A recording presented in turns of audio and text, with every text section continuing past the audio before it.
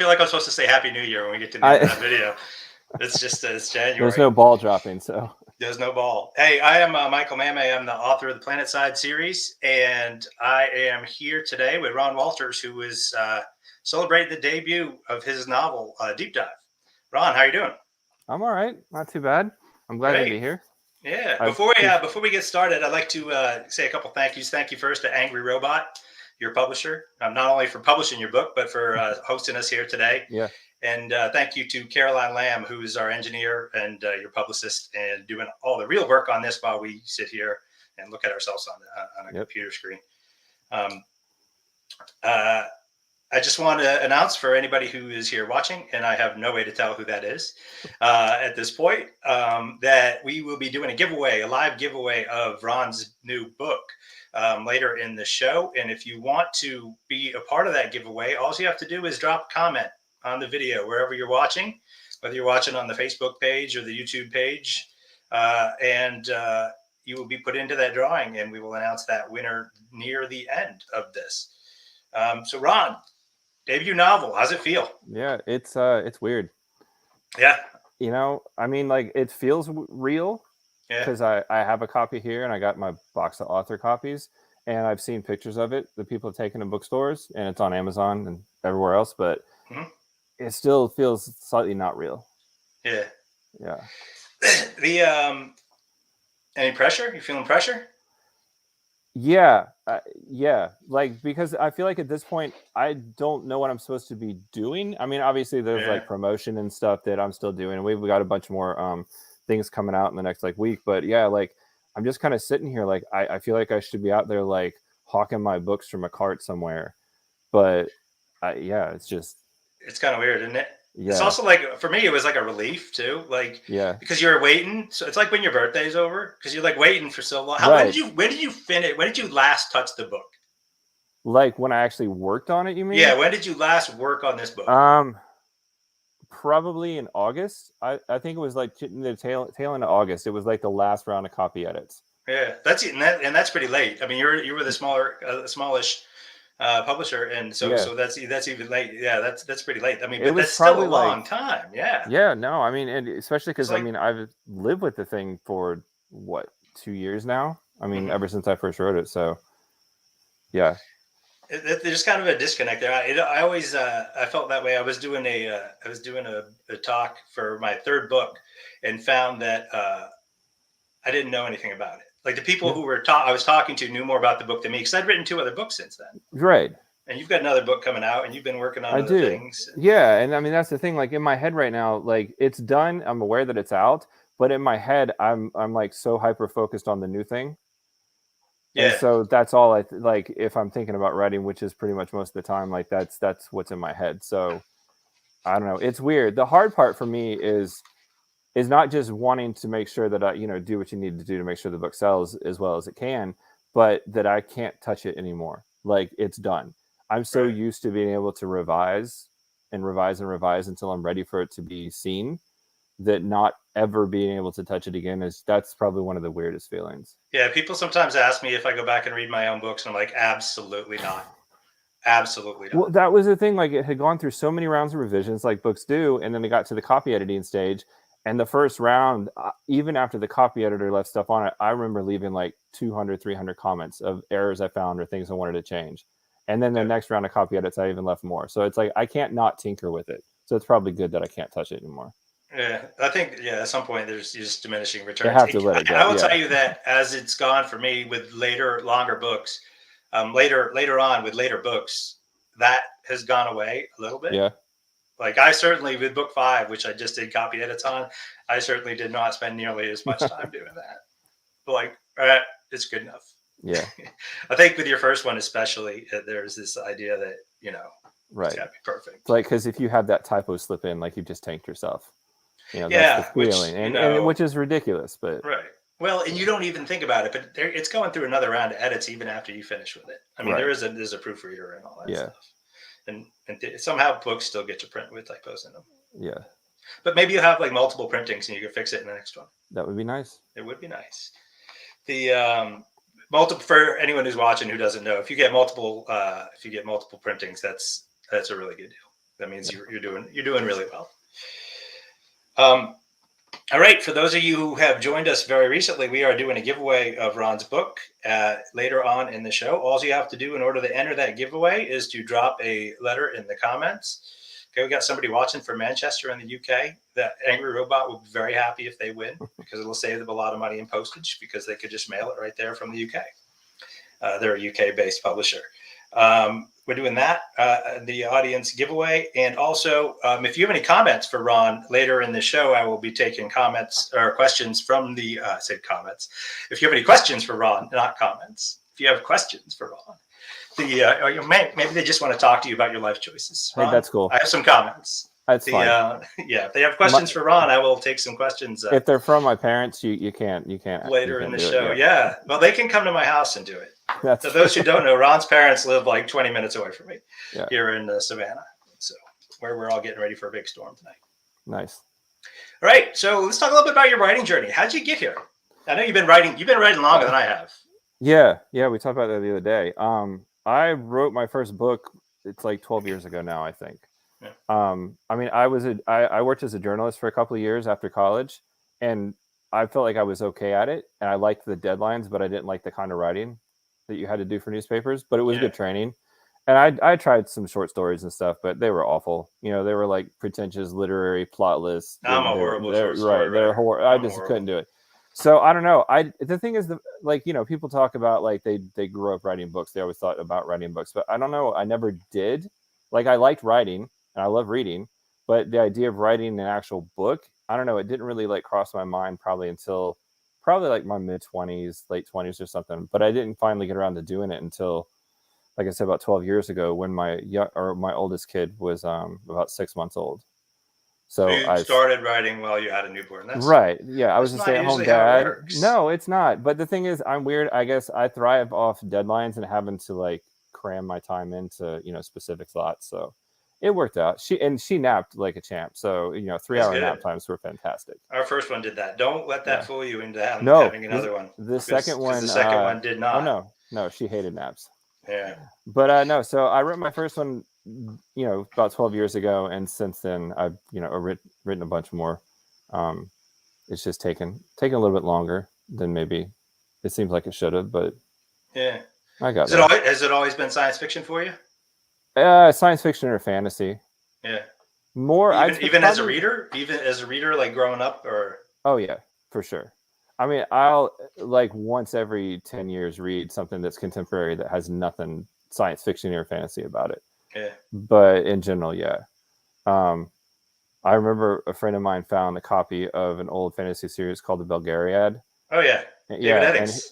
He found it on the side of the road and gave it to me, and I think that kind of started my whole obsession with fantasy. Right. I think everybody who's my age, I'm probably a little bit older than you are. I think everyone who's my age kind of started off with David Eddings at some point, with the Belgariad and then the Malorian and all that. I mean, those were like that's the first series I can remember, like just inhaling. Yeah, same. And that was in the 80s. So, I mean, that's older. It'd probably be called YA if they published it today. Back in the 80s, we didn't have a thing called YA. We just had books. But I mean, in general, I mean, most of the stuff I read is fantasy, science fiction, or some blending of the two. Right. And you started as a middle grade writer. Was that first, or did you come into that? The funny thing is, the first book I ever wrote, the one I wrote when my kid was 6 months old, was like an adult urban fantasy with like 6 points of view. It wasn't good. It was fun. It was amusing, they never are. But like, it was just It had its moments. Everyone has that. I have that book too. I know. Mine's epic fantasy though. Mine's epic fantasy and a direct ripoff of Elizabeth Moon, but in 4 or 5 points of view. And I was not good enough as a writer at that time to write that many points of view. No, I don't know why that's what the first one was. It's just what it was. But yeah, after that, I had actually, I think technically I started it out as a YA book, but then when I got an agent, we aged it down. Because it was a kind of story that really could be aged down, and maybe it should never have been YA in the first place. But from that point, it was all middle grade stuff until about 2 years ago when I decided to like take a break from middle grade just to see if I could pull off an adult book. So Deep Dive. Go ahead. Deep Dive is actually the only other adult book I've written. Okay. That's great. Yeah. Because I remember you doing middle grade back with Pitch Wars. Yeah, that's the one that we aged down. Because I think we So had you got into Pitch Wars doing YA. Yeah. Oh wow. Yeah, and so then once I signed with my agent at the time, we decided to age it down, which worked out. It was a lot better with the younger, main character. Yeah, I really and didn't have to change you got it much. into 2014, right? Yeah. With Kelly and Elliot and Marianne and all those folks. Yeah. Sonia. I still Yeah. know a lot of those people. Yeah. Because I got in 15. You were a mentor that year, right? Yeah. Was that the year Ellie and I mentored together 1 year? Yeah. And no wait. There was 15. I mentored with Meredith McCardle. She was actually my mentor when I got in as with that one book as a mentee. I gotcha. I was with Dan. Dan was my mentor. Dan Koval. I remember. Yeah. And that actually became my first book. So. Oh, nice. Planetside was my Pitch Wars book. Oh, that's cool. For all of you who don't know, and that's probably a lot of you, Pitch Wars is a writing competition that has grown into this huge thing now. But back when Ron and I did it, it was a little smaller. There were 700 people who entered, and now what is it? It's in the thousands. 4,000 this year. Yeah, that's amazing. 4,000 last year. It's a lot, but a lot of really, really good books come out of there. So, absolutely. And mine. Sorry. Nice plug. Yeah, my kid. Well, let's not. Yeah, I'm supposed to do that at some point, right? Yeah. This is my book. It's Planetside. Hey, you know what? I actually have. You're supposed to do that too, because Caroline's going to yell at you. See? Yeah, it's right here. Deep dive. It looks good. It does. I don't have my copy yet because somebody bought up all the copies in Savannah. I'm not sure what's going on with that. That could have been. I'm not sure. There are no copies in Savannah. I'm sure they'll get more though. That'd be nice. Somebody said, for anyone wondering, Ron's MG stories, middle grade stories are also excellent. You have a middle grade coming later this year, right? I do, from a small publisher called Al Hollow. Yeah, congratulations on that. Thank you. And it's actually set in Savannah. Oh, really? Yeah. I'm gonna have to check that out.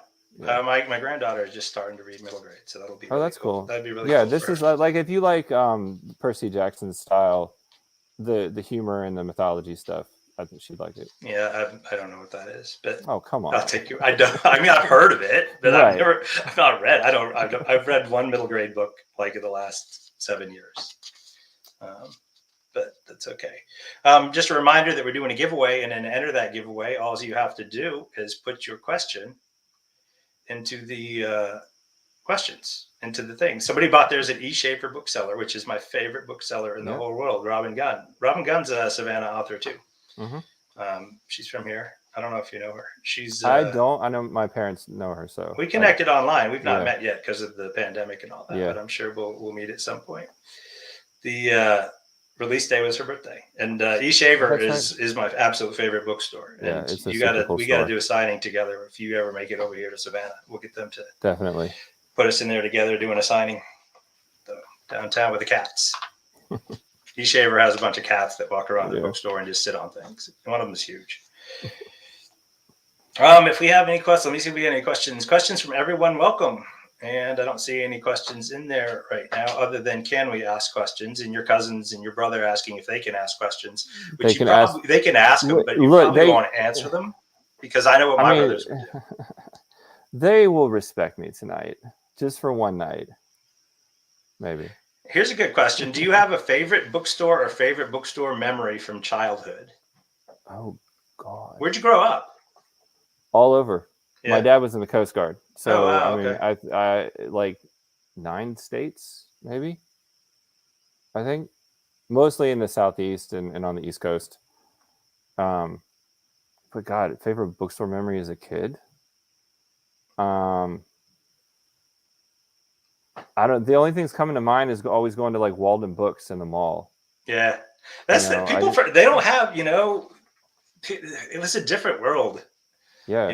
Bookstores were a different world back then. Like we didn't have a bookstore. We had like a Hallmark store in my town that happened to sell some books. Yeah. And that was the bookstore. I mean, that's what we had. And if you went to Manchester, if you went to the big city, which the big city from, they had like a Walden Books or something like that. Yeah. And that was like a big treat.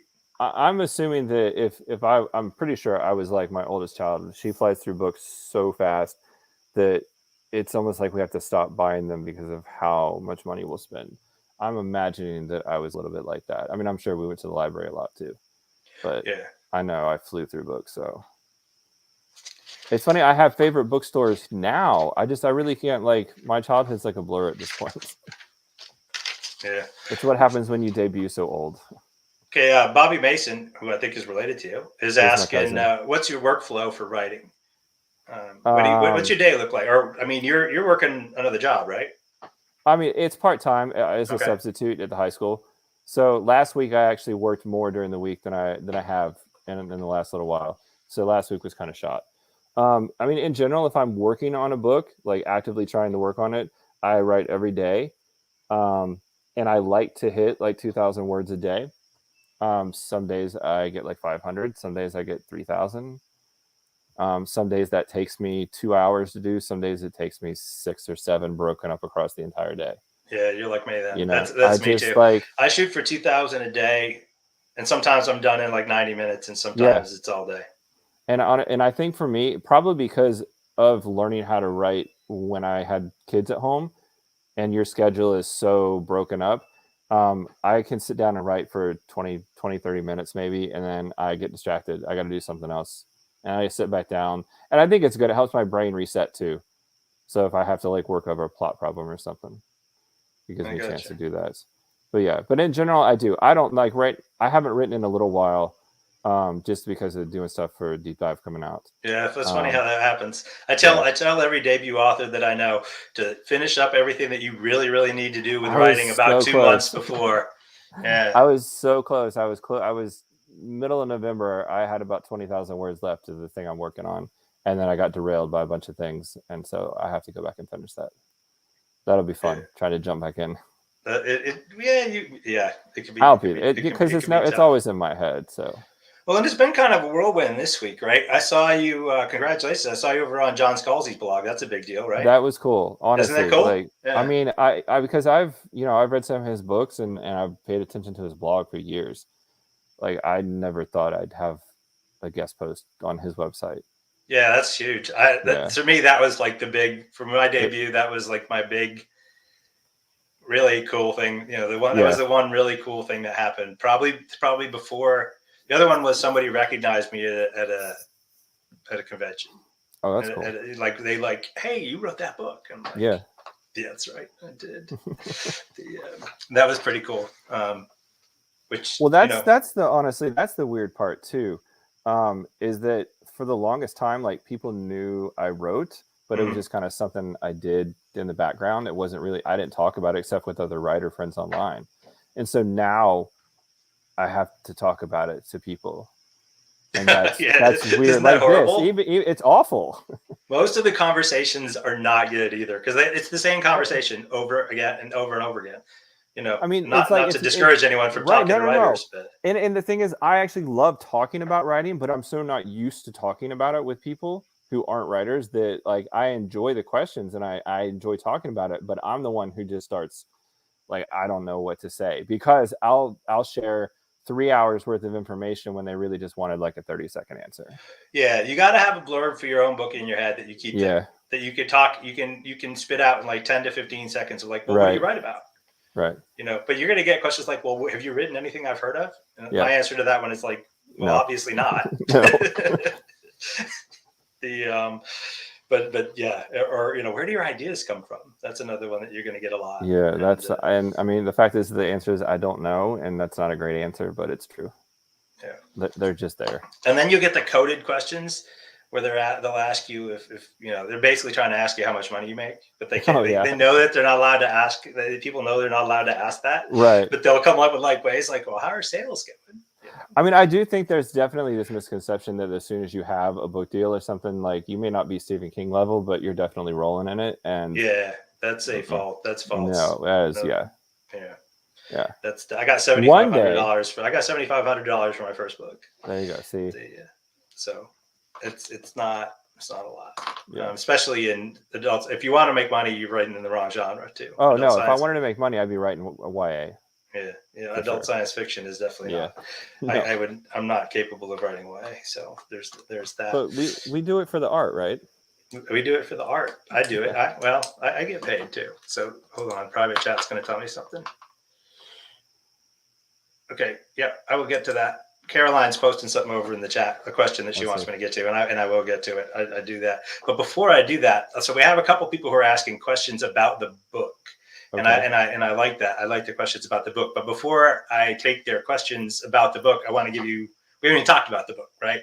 So yeah. Well, I feel like that would be the one thing the publicists would get really mad about is if we don't talk about the book. Right. So tell us about the book. Tell us about Deep Dive. I've read it, so you can't spoil it for me. No. Well, that's the problem, is trying not to spoil it, because it would be very easy to spoil. It would, and it's just so tough. And I'm not that it's like this mind-blowing thing, but just that there's so many little details. But anyways, the short pitch is that it's a sci-fi thriller about a video game developer who tries out a prototype virtual reality headset that's supposed to save his career, but it goes haywire and traps him in this really familiar, but really like all too familiar world where his children no longer exist. Like they've been wiped out of existence. Yeah, it was good. I really enjoyed it. It's a fast read, and it's so real, right? I mean, it's like modern sci-fi. Like, it's believable. Like, if you told me that it happened for real today, I know I wouldn't believe you, but I would almost be able to believe you. Like, right? I mean, like, people are running around with these Oculus devices on their head, and if one of them I mean, that's part of the robot uprising, right? They're going to suck people in and destroy them. We know that. So we have a whole bunch of questions on the same general topic, and I'm just going to pick one of them. So what happens, and when as you just said, he lives in an alternate world, and things have happened to his family, right? Including his daughter's not existing in that world. Right. So the longer like summary is that he's a video game developer. His last project tanked, got dismal reviews when they released it. So he was already a bit of a workaholic, but this has made him even worse. It's that creative drive, that professional drive. Like, he wants to succeed, because if he doesn't, his company will tank. So he has a lot of pressure he puts on himself. Then he's also worried that he's rightfully so worried that he's spending too much time at work and not enough time with his family. So of course, he goes and he tests out this headset and knocks him out. And when he wakes up, he's not in the testing, center anymore. He's inside of his truck, and he has no idea how he got there. So he's freaking out, and he drives home, and he, goes into his house, and like, there's no signs of his children at all. He goes in the bedroom. That's chapter 3. That's my favorite chapter. I literally got chills reading that. Like, when he goes to his house, like, something's going to happen. So we're not really spoiling that much of the book, right? Right. This is only the 3rd chapter. But when he goes into the house there in the 3rd chapter, and there's nobody, I'm like, I mean, I literally had chills. Like, I had goosebumps on my arms. So the question that is coming from everybody is, how do your wife and kids feel about that? That you wrote this alternate life, right? So, because you're a plug-in for your own character, and now you've written this dream world where your kids don't exist. Right. Well, I mean, okay, so they don't exist because I wanted to, it's what writers do. We make the worst thing possible happen to our characters. Yeah. And so that was, as a dad, that was the worst thing I could think to happen. My greatest fear is like when I can't figure out where my kids are, where they're somewhere they're not supposed to be, and I can't find them. Have your kids read it? No. I mean, my oldest is 12. She could read it. She's a really good reader, and she's definitely at the level where she can read adult books. I just don't think she'd care. It's, I mean, it's an adult book. Yeah, it's not a thing. The younger one, she's a good reader too, but she's not as interested. No. I didn't know how old your kids were. Yeah, no. And my wife is so far as I know, she's listening to the audiobook right now. She listens to a lot of audiobooks. Oh yeah, and it's on audio. So, yeah. Congratulations. I did not go figure that out. Yeah. Good for you. And actually, the funny thing is, it was actually out on Audible a little bit earlier than it was supposed to be, because things like just got processed faster. But the weird thing, I mean, in terms of like my wife, how she feels about it, she and a friend who also listened to audiobooks, we were walking into school the other day, and the other friend was also listening to it, and they're both talking about just that, like how just awful that situation is, how just terrifying it was. And that was a real weird thing to just sit and listen to my wife and a friend talk about the book. I don't know. The No, I don't think good. that they're sitting there thinking, "Oh, he's written this book that's like he's secretly saying he wants a different life." Yeah. No, I don't Yeah, think they would. But people, I mean, several, I mean, multiple people asked that in the question, so I felt like I kind of had to hit it. Another question from Marianne, who we both know, yeah. is what was your favorite part of writing Deep Dive? Honestly, I'd say two things. I Yeah, really love the first chapter. Okay, one, I like the chapter you're talking about. The end of chapter 3. I worked on that so much just to get the tone and everything down to like the yeah, words of the sentences. I worked on that a lot. The first chapter I really like because it sets up the family dynamic. So it hopefully makes you invest in the characters enough to stick with the story. mhm, But I love writing action scenes. I just adore writing action scenes. And so later on in the book, there's a couple action scenes, fight scenes, for yeah, lack of a better word. I have a blast writing those. So if I know I'm heading for an action scene, I get super excited. You know. yeah. I usually try to, yeah. Like if I know I have an action scene, I'm the same way. I don't know that I like writing them more. I feel like they come faster. Like Yeah. like I feel like I could get my 2,000 words in like really fast if it's an action scene day. Yeah. So like sometimes I'll like leave myself half of an action scene to write the next day just because Yeah. I know I'll be able to jump in and get Yeah. it good. No, like I mean, for me, like when I see all these things in my head, almost like I'm watching a movie. Hmm. And so I like I guess directing that scene. I like trying to Yeah, cover every angle, like I'm the that's camera. exactly how I think about it, Yeah. which is interesting because I don't know that a lot of people do. I've talked to a lot of authors and it hasn't come up on a regular basis. Yeah. So let's flip it. What was the hardest part? What was the part that didn't come, or that you had? I mean, I know you worked on chapter 3 to get it where you wanted it to Yeah. be, but I'm trying to think. Honestly, I don't want to sound like pretentious, but I don't there wasn't really a hardest part. And I think that's the weird thing about the book is that of all the books I've written, this one just kind of flew out of me. that's cool. The word I wrote more words every day than I'd ever done before with this book. I had a pretty clear idea where it was going. I didn't have all the details, set in stone, but that tends to be how I write anyway. Hmm. Um, but no, honestly, like it really did just. It probably took me. It took me about 2 months to write the first draft, That's which about what is it takes about me. average. That's about Yeah, I normal for mean, me. Yeah. yeah. Um, and so yeah, it just I think the hardest part probably was once I got because I mean I also make a point of not revising as I write Me because too. I'll Yeah. get stuck. I'll just get stuck on a single Right. page You keep going for back. days. You'll never finish. Right. So I think the hardest part was probably once I was done going back and revising it just to make sure that the twist in the end lined up with stuff I set up in the beginning and that I made sure well, hopefully that I set up enough stuff or dropped enough little hints and clues and stuff to justify, what happens. Yeah, I think you So did. that was the I hardest part, definitely I think you did. think. Yeah. Did you write it linearly? I can't All say right. that word. I You write know it's everything awful. start to finish, Everything, start to start to finish. beginning. Yeah. I have a really close friend who writes out of order and she just it I can't do boggles her that. I mind. I can't can't. do that at all. I've tried. Well, okay, I say I can't. The one I've been working on, I do have some scenes out of order because I would write something and I would realize it's actually happening too soon and I need something beforehand. Hmm. So that's actually been a strange experience for the new one I'm working on. But in general, no, I write page 1 to That's something what that I do. ends. Even when I revise, I got to go back and start Yeah. over. Oh yeah. I got to go from the beginning. Clay Harmon's here. He's a debut author this year too. He's in your debut class. You might have seen him around. Yeah. He's here. He's asking if there's anything that inspired certain aspects of the book. Did you pull any locations or stuff like that? Or No, the funny thing is the book kind of doesn't really have a location. I yeah, didn't ever. it doesn't feel like a real No, place. and I mean, it I feels like a didn't. real place. It could be Right. anywhere, but it could be That anywhere. that's what I wanted. Yeah.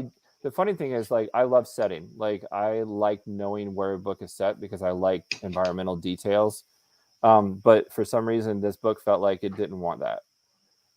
Which sounds kind of hokey, I guess, but it I just write I everything that way. So I think it worked better not mhm. having it set in a city so that I could play around with everything. The Well, whole, yeah, and it gives it a universal feel. I think. Not, yeah, I think that's a way. I mean, yeah, and it makes it read faster. yeah, Because all those details, which are great, like, and there are people who could write them. I mean, there's science yeah, fiction writers who write these great details. Like if you ever read Essa Hansen and her books, I mean, you just feel like every scene feels like you're walking through the cantina of Star Wars. I mean, it's yeah, just amazing. But it does. I mean, but yeah. it's a slower pace, and your book reads really fast. Well, and it's good And because and I write that way too. my early books did not read fast. Yeah. I'm a sucker for description. I love it. I will spend pages describing something that needs a single sentence. Mm-hmm. So that was definitely something I kept in mind when I did this because I wanted it to be fast paced. Yeah. It kind of You did it. I mean, you made it. What is it, about 85,000 words? No, actually, it the final product is like 78,000. Yeah. Okay. It actually feels a little short. The first draft was only about 90,000. Yeah. And so we trimmed some stuff down. Mostly the middle was a little it was a little bulky in the middle. Yeah, it reads really fast, and I love that kind of book. I mean, I like to write that kind of book. I like to read that kind of book, and some people do, and some people don't. And you're going to get people who tell you that, don't read your reviews, but if you do, you're going to find people who don't like that, and they're going to say, I didn't feel like I knew where I was. Okay, and there are people who are like that, but you're going to find other people who are going to say, I just loved how I kept turning the pages. And I think I've become more of that kind of reader too. Like I still gravitate toward the massive, like 1,000-page fantasies or sci-fi books, but I'm having a harder and harder time finishing them. Yeah, me too. So I feel like I need those books that are 300 pages or less. Me too. I do. It's tough for me to get through some of those. Just a reminder that we are going to be doing a giveaway here, and if you want to be entered into it, you have about 3 or 4 minutes to put a comment in one of the comment sections, and you'll be automatically entered into that. Because Caroline, who's working behind the scenes for us from the publicity staff of Angry Robot, is going to put them into a randomizer, your name into a randomizer, and she's going to pick one for us, and they are going to give away a copy of Ron's book here in just a little bit. So here's a good question to hit. Another question for Marianne. You live in Germany, so it's hard. You're not going to be doing book signings here in the States or in the UK, especially with travel restrictions. Is there a way we can get signed copies? Yeah, sort of. I have book plates, which actually I kind of have them. I have them prepared, which is good. Very nice. They're actually there. I don't know if you can see them that well. We cannot. Yeah, we can. So they're stickers. Okay. So basically, I can sign it, and I can mail you a sticker that you can stick inside the book. Because like you said, logistically, it doesn't seem to make much sense if you have a book to either have to mail me a copy and I mail it back to you. That's just, I mean, in a perfect world, I would have a little bookshop I could walk into and sign 50 copies and they would be able to sell them. Yeah. But just right now, this is not part of it. Well, hopefully, your next release, we'll have to get you here around Savannah. That would be cool. And where you could do that, because I know Shaver would love to do that with you. Yeah. They do that for me, and it's pretty cool. Yeah. You go in there and there's a whole stack of your own books, and you get to sign them, and they have a little table for you. It's pretty cool. Well, that was the cool thing about getting my author copies is suddenly I have like 20 of my own books just stacked on my table. Yeah. It's just weird. I'll tell you how to get more, because you're gonna need more. Yeah. You'll get rid of them all. People, you'll sell them, or you do little events, or you give them to people, and you'll eventually need more. So let's see. Why don't you? Let's talk about what's next. Obviously you're still writing. Obviously, you have another book coming out this year. Yeah. But let's stick with the adult science fiction and fantasy. What are you working on? What's coming? What do we know about? What can't we know about? Well, there's nothing you can't know about. Okay. I don't have another adult book lined up yet. I mean, in terms of of having a contract for it or anything. Sure. Because my deal was for one book. And so, hopefully I sell another one. I have the one I'm working on it's similar to Deep Dive, only in that it deals with a little bit of virtual reality again. But as surprising to me as it is, it actually has a lot of epic fantasy elements in it. I mean, I kind of leave it at that, because I get superstitious talking about what I'm working on, because I'm always convinced. I'm convinced that if I talk about it too much, I'll just suddenly lose everything and I won't be able to ever finish it, which is ridiculous, but also because things change so much, and I could wind up altering who knows what when it comes down to time to revise. I do the same thing after I've already sold the book. Nice. Like I'll sell a book on an outline, and then I'll turn in a book that is somewhat related to that outline. Yeah. And it'll be to the editor, be like, hey, I know this isn't the book you asked for, but I hope you like it. Well, that's the funny thing. Like it was probably only been in the last 2, 3, maybe 4 books that I've actually, I say plotted loosely, but like come up with some form of outline that I used to start, but it inevitably, it's never what it is on paper. The final product it's always, because people like to say the characters talk to them, and it's not so much that, it's just I think that you start writing these people and these situations, and if you had a plot idea in mind, well, the characters kind of, as you write them, certain things start to happen, and the plot you had in mind doesn't really make sense for what they're doing. So you can try to like make them do it, or you can just kind of see where it goes, which is what I tend to do. So okay. I guess they really want me to answer. Hold on. Sorry, gotta adjust this. No. Okay. They want me to ask Chris this question. I don't want to try to say his last name because I'm going to probably try the French pronunciation, and that's not going to work. Okay. He wants to know if the pancake scenes were based on personal experience. Yeah, they are. Okay, well, yeah. I mean, it depends on which part of the pancake scene he's talking about. Okay. I don't honestly remember the pancake. Well, no, scene. it's the first chapter. I mean, okay. So we my family eats a lot of pancakes. Like we probably have, as one should, 6, 7, 8 different things we can use to make different kind of pancakes. But we tend to make crepes or like skinny pancakes a lot, or like buttermilk pancakes. So in the book, they make crepes. That's their thing. So that's definitely the only time I think of crepes is from the from Talladega Nights, the Ricky Bobby movie, where he's like, crepes. Those are like those skinny little pancakes, right? Yeah. No, we have them all the time. I even bought a fancy like Icelandic pancake pan for my wife to make them with, because it was the one that her mom had from her grandmother. So no, I don't know if it was just that or so one of my favorite parts is I won't repeat it because I can't remember word for word, but his youngest daughter reads a bad word off the screen of his phone screen and repeats it, and it's just one of those things that, like, your kids always just say these things that they shouldn't say that you've said, and you kind of kick yourself for saying them, but then they're also funny, but you don't want them to know that you think it's funny because they shouldn't be saying these things. Yeah. So that was everybody's lived through that. That's universal. Con Wong is here. I hope I said that correctly. Yeah. And I know that they have they got a book coming out later this year from Angry Robot, debut in March. There. Yeah, in March. And Clay Harmon has a question that in no way he's probably not asking for his own personal knowledge. There's no possible way this applies to him also as a debut author. But have you been able to keep up with the writing during the time your book is coming out, or has it been too exciting, stressful to focus on a new project? No, all of the above. No, like I said, I was doing really well up until about middle November. And then no, it's just, the promo stuff, I love it. I like writing all these guest posts and kind of like, and making myself think about why I did what I did. Because a lot of times I don't, I just write it. But no, between that and working part-time and, family life and everything, it's just like my bandwidth was not there, which is why, like you said, you want to try to get something done ahead of time so that you don't have to worry about it. So I got close, but no, I haven't sat down and actually had like a day of writing in probably a good month, maybe.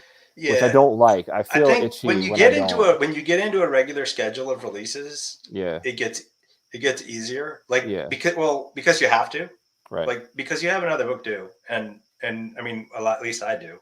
And when you get into a regular schedule where you have multiple books that are due, you kind of got to find a way to work around it. And because you have to, you do. Like for me now, I do all my promo in the morning. Yeah. And I write now. Well, and I think I have to figure out a best way, because like when I know I have something to do, I want to do it and get it done, and then that frees me up. But I don't know if that's working as well as it should. Yeah. But also, like you said, I have that middle grade book coming out later in the year, and so I actually got the first round of revisions for it like 1st of December, give or take. And it didn't take me long to get through them, but that was another interruption. So you're switching your head from one book to another, so then it's hard to go back. I had to try to do that this year, and I learned that I can't. Yeah, it's tough. I learned that I can't. I was bleeding voice over from one book to another, right? Which would be maybe easier for you with middle grade, and mine were both adult sci-fi though, and I've decided not to do that anymore. Yeah, I mean, it's funny because my last few books, obviously Deep Dive and the one coming out, the middle grade one, they're both in first person. I didn't used to write in first person, but the middle grade one was actually the first one I tried in first person. And since then, that just seems to be all I want to write in. And so, yeah, that like it does help that one's middle grade and one's adult because they both have different needs. Like you can't do a lot in middle grade that you can do in adult, whereas in adult you can get away with whatever. Yeah. So I think that helps me keep them separate, but it does start to you start to worry that you're overlapping. Yeah, I will tell you that it gets easier, with later books. Like, I mean, my 5th book is coming out next month, and I don't. Or my 4th book rather, and I don't care. Like, I don't care. I'm working. I'm writing. It doesn't matter at all. Yeah, I'm writing my next book, and that's fine. Like, it'll come out in the day around it. I probably won't work on the day it comes out. Yeah, but it just because it's not as exciting anymore. It's like when you're 4, your birthday is really, really, really cool. Yeah. When you're 38, it's just a day. Where you get to eat cake, which is still cool. You still get to eat cake, but okay. So we have a winner. We have a winner of the copy of Deep Dive that will be sent to you soon, and we will hook you up together. And since I know both the publicist and the person I can help with that, because the winner is Clay Harmon, and he will be getting a copy of Deep Dive from Angry Robot, and that is very cool.